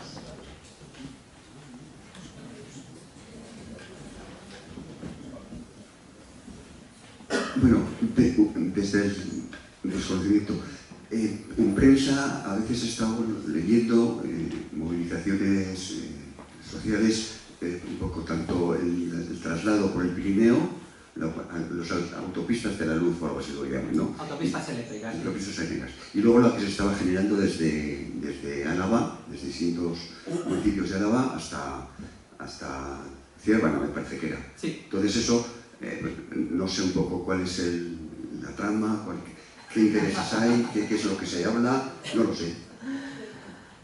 Esto nos puede dar para una serie de charlas, una detrás de otra. Bien, os cuento así rápido. Lo de las autopistas eléctricas es en parte lo que me habían preguntado antes sobre la interconexión a Francia por Gatica, ¿no? Aquí hay que hacer una primera lectura, voy a ver si soy capaz de hacerlo rápido. Las directivas no las directivas europeas, de una manera un poco extraña, porque realmente no han sido nunca aprobados de facto, hay unos objetivos que hay que cumplir cada país europeo de interconexión con otros países. Bien, este se establece en función de la potencia de electricidad de toda la suma de centrales que tiene ese país. Entonces lo que nos sucede es que históricamente, como España estaba muy mal, tiene una capacidad de conectarse muy pequeña, tiene muchos más sistemas de generación que los que realmente necesita, por seguridad, para no depender de unas interconexiones que son caras, costosas y además tienen que pasar por zonas ambientalmente bastante vulnerables, ¿no? Como es todo el centro del Pirineo. Bien, como ahora nos aplican ese porcentaje, que ya os digo, o sea, yo he hecho un seguimiento y ha sido mágico cómo de repente aparece nombrado en directivas europeas sin haber pasado por ninguna aprobación del Parlamento, ni de la Comisión Europea, ni del Consejo de Europa, ni de nada. Aparecen unos documentos iniciales de unos expertos que va pasando, haciendo un camino y de repente te lo encuentras como si ya fuera una norma aprobada, ¿no? Entonces, a España se le aplica un porcentaje que es superior a lo que realmente necesitaría porque tiene más instalaciones, porque precisamente no tiene interconexiones. Entonces, estamos en una especie de pescadilla que se muerde la cola que es muy loca. Entonces, cuando se hace el análisis, y por ejemplo, para el caso de de la interconexión por Gatica, hay informes que son un poquito, pues bueno, curiosos, en los que dicen, por ejemplo, lo dice así el informe, y yo creo que además está fatalmente explicado, quiero decir que luego entendemos qué es lo que quiere decir, pero lo que viene, una de las partidas que dice es, cuando se ponga en marcha este informe, un informe hecho por un organismo de la Comisión Europea. Cuando se ponga en marcha, esto va a suponer el vertido del 40% de las energías renovables por encima de lo que hay ahora. El vertido quiere decir que dejas de dar electricidad renovable a la red. Un 40% más de lo que tenemos ahora mismo. Es decir, en lugar de ir a favor, va en contra. Esto es porque se produce una serie de congestiones en la red, es decir, hay que hacer mucha más obra que simplemente meter este cable. Entonces, tiene su sentido. ¿Qué es lo que sucede? Que en estos momentos el único motivo por el que se están planteando, y así se recoge en todos los informes que hace la Comisión Europea, el único motivo por el que se están planteando las interconexiones no es porque España realmente lo necesite, sino porque lo necesita Europa. Cuando se hace un análisis a nivel macro de cambios, o sea, del efecto del clima y un poco por regiones de toda Europa, lo que se ve es que en un futuro 100% renovable, cuando Europa necesita energías renovables, España normalmente se las puede dar, pero cuando España necesita, Europa no tiene. ¿Vale? Es decir, España, por cómo está, tiene mucho más acceso al sol y al viento que el resto de Europa. Entonces tiene una capacidad mayor de generar energía. Entonces el planteamiento es, vamos a hacer unas instalaciones, y en el caso de Gatica es muy sangrante, se nos impone un pago muy superior al pago de Francia, cuando es Francia quien realmente lo necesita, porque se hace el análisis basándose en las necesidades eléctricas de Francia de hace 10 años, no en las actuales. Entonces tenemos que pagar más del 60% del coste, más todos los sobrecostes los paga España, para una instalación que realmente es para dar electricidad a Francia, Alemania, etc. Entonces ahí es donde empieza el primero de los debates. ¿Por qué? Hay que decir que la tramitación de red eléctrica de esto ha sido nefasta. Entonces, esta es la primera. El resto de las infraestructuras que se están planteando de interconexión, todavía no sabemos nada, no es más que un planteamiento previo de, parece que va a ir una por Navarra, otra por, que es un proyecto que se ha puesto en marcha y parado varias veces en Aragón. Entonces no sabemos muy bien, no tenemos todavía una noción de por dónde va a ir, ¿no? Entonces ahí habrá que analizarlo caso a caso, por dónde va, etc.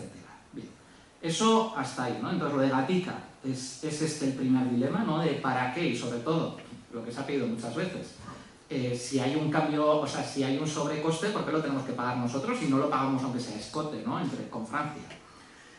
Para que veáis lo loca que está siendo la tramitación, se ha empezado la obra y está aprobada la interconexión del lado español, pero del lado francés todavía no. Es decir, tenemos un proyecto en el que decimos que el cable lo dejamos en un sitio, pero no sabemos si a Francia le viene bien ese sitio.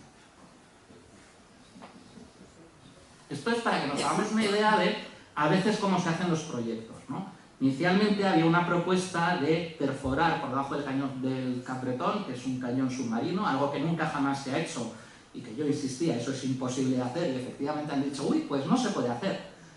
Y lo que van a hacer es, lo sacan por Gatica al mar, van en paralelo a la costa, llegan a Capbreton, ya allí en las Landas, entran en tierra, rodean la población de Capbreton, vuelven a salir al mar y vuelven a ir en paralelo a la costa hasta Burdeos. A mí que alguien me explique ese trazado, o sea, no hay quien lo entienda. Bueno, eso es un cambio que para mí es un cambio sustancial, porque en el propio informe inicial que decía de la interconexión con Gatica era que cualquier cambio sustancial se tiene que informar a la Comisión Europea. Se ha preguntado a la Comisión Europea si se les ha informado de este cambio y además citando y poniendo el enlace de la propia página web de Red Eléctrica y ARCE, que son los franceses, ¿veis que están diciendo que han hecho este cambio? ¿Se os ha informado? No, a nosotros no se nos ha informado de nada, respecto a la comisión, ¿eh? A nosotros no se nos ha informado de nada, por lo tanto no sabemos nada. Joder, clica en el enlace que te he dado. No me puedes decir esto así con tranquilidad, ¿no? Entonces, esta tramitación está siendo un desastre, más allá de si tiene sentido o no. Lo de Forestalia, que es Solaria, que es el caso de Álava, es que ese proyecto, sinceramente, a mí me da dolor de cabeza y me ha dado mucho dolor de cabeza. Algunos conocéis a mi compañero Álvaro Campos, que está mucho con este proyecto y también con el de Gatica y demás. Es un proyecto en el que inicialmente se dice, vamos a hacer una red eléctrica privada de 400 kilovolts, que es el mismo tamaño y tipo de la de red eléctrica, que como os he dicho antes es monopolio natural, es decir, es el único que puede hacerlo. Pues vamos a hacerlo en una empresa privada para poder transportar 2 gigavatios de energías renovables desde Álava hasta Vizcaya. Y en paralelo, junto con ese proyecto, digamos, linkados, 3 instalaciones fotovoltaicas de 50 megavatios. Entonces hacemos una mega infraestructura, me estás diciendo, para 150 megavatios, aunque esa infraestructura puede llevar 2 gigavatios, y además en un nivel de tensión que realmente no podrías hacerlo. Y hasta ahí te puedo leer. Entonces, claro, desde el inicio estamos con la boca abierta. Han empezado a salir como champiñones nuevos proyectos. Resulta que también hay asignado en paralelo un centro de datos ahí en la zona de Vitoria. De repente empiezan a salir cosas y dices, esto es algo que va absolutamente en contra de la tramitación ambiental. Tú no puedes partir proyectos. Entonces, en el momento en que tú me estás planteando un proyecto que es capaz de absorber 2 gigavatios y solo me lo estás adjuntando con 150 megavatios, estás cometiendo fraude de ley. Es tan sencillo como esto. Pues bueno, hasta ahí sabemos, porque luego en paralelo hay otro proyecto de Forestalia que traía electricidad desde Aragón hasta la subestación de Vitoria, que es lo que dice Solaria de, como la subestación de Vitoria está ya colapsada porque viene de Forestalia, yo me tengo que ir hasta Banto. Vale, entonces, el proyecto de Forestalia se ha caído, pero Solaria sigue diciendo, yo me voy hasta Banto. No sabemos, está siendo muy loco. Pero estas son muchas de las cosas que están sucediendo en todo lo que tiene que ver con transición energética, ¿no? Y que luego muchas veces se nos critica a algunos ecologistas, es que estáis en contra de todo. No, estamos en contra de las cosas que no tienen ningún sentido. Y en este caso, por ejemplo, es que este proyecto no tiene ningún sentido.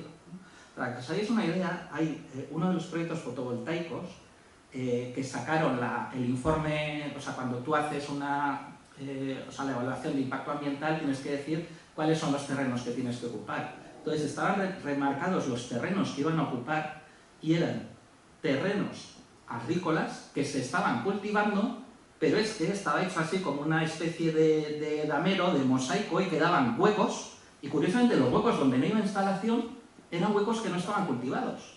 Y dices, ¿por qué no vas ahí? Que estás justo al lado, que tienes las mismas sombras, tienes el mismo acceso a la radiación. ¿Por qué no vas ahí, no? Entonces, estamos viendo este tipo de cosas que están siendo un poquito locas con la tramitación de energías renovables y que sinceramente a mí me preocupan porque lo que está generando es un rechazo en la ciudadanía que nos puede hacer volver a perder otra vez una década de desarrollo de energías renovables. Por no hacerlo todo con un poco de sentido, y aquí la culpa tiene la administración, pero también las propias empresas. Aquí yo creo que son a las empresas donde tenemos que empezar a exigirles también un poquito de lógica a la hora de presentar y proponer proyectos. Bueno, pues si no hay más preguntas... Que me hacéis preguntas que me pongo profundo. Muchísimas gracias, doctor. Y nos vemos en junio, el 8 de junio.